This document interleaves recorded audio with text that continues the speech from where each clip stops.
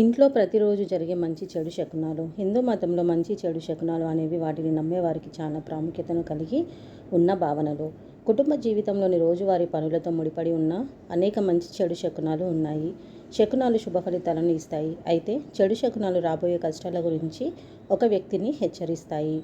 సనాతన ధర్మంలో, హిందూ గ్రంథాలలో, పురాణాల్లో శుభశకునాలు, చెడు శకునాల గురించి మనకు అనేక కథలు కనిపిస్తాయి.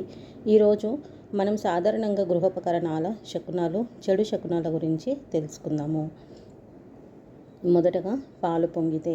ఉదయం పాలు చూడటం శుభప్రదంగా భావిస్తారు. పాలు మరుగుతున్న సమయంలో అవి బయటపడటం కూడా శుభప్రదంగా భావిస్తారు. దీనివల్ల ఇంట్లో ఆనందం, శాంతి లభిస్తాయని అంటారు.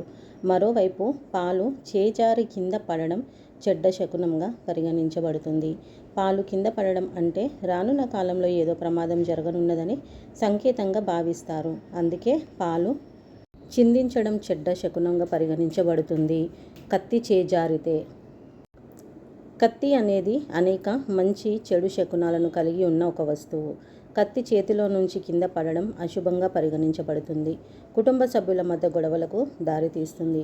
నవజాత శిశువు దిండు కింద కత్తిని ఉంచడం శుభప్రదం. ఎందుకంటే ఇది బిడ్డను దుష్ట శక్తుల నుంచి రక్షిస్తుంది. ఎవరైనా మీకు కత్తిని బహుమతిగా ఇస్తే అది దురదృష్టకరం. గాజు పగలడం. ఇంట్లో గాజు లేదా అద్దం పగలడం దురదృష్టకరం. ఒక అద్దం లేదా ఏదైనా గాజు వస్తువు చేతిలో నుంచి జారి విరిగిపోతే అది అశుభంగా పరిగణించబడుతుంది.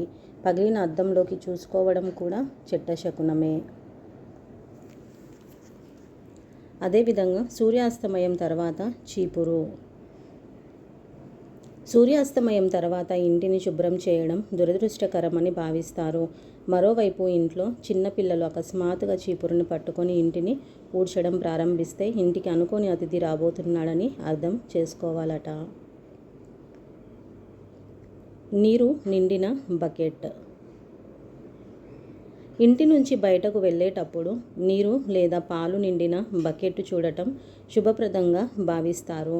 బయటకు వెళ్ళేటప్పుడు ఖాళీ బకెట్ చూడటం అశుభంగా పరిగణించబడుతుంది. ఇలా ఖాళీ బకెట్ కనిపిస్తే వెళ్తున్న పని జరగదని విశ్వాసం. నల్ల బట్టలు. సనాతన ధర్మంలో నల్లని దుస్తులను చాలా అశుభకరమైనవిగా భావిస్తారు.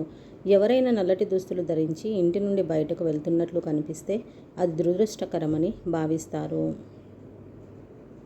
అత్తి శకునము. ఎవరికైనా బట్టలకు దూది ఇరుక్కుపోతే అది శుభసూచకము. ఇది కొన్ని శుభ వార్తలను వినిపిస్తుందని సంకేతం, లేదా మీ ప్రియమైన వ్యక్తి రానున్నారని ముందస్తు సూచనట. ఈ వీడియో కనుక మీకు నచ్చినట్లయితే లైక్, షేర్ అండ్ సబ్స్క్రైబ్ చేసుకోండి. మరొక మంచి వీడియోతో మళ్ళీ కలుద్దాము. శ్రీమాత్రే నమః.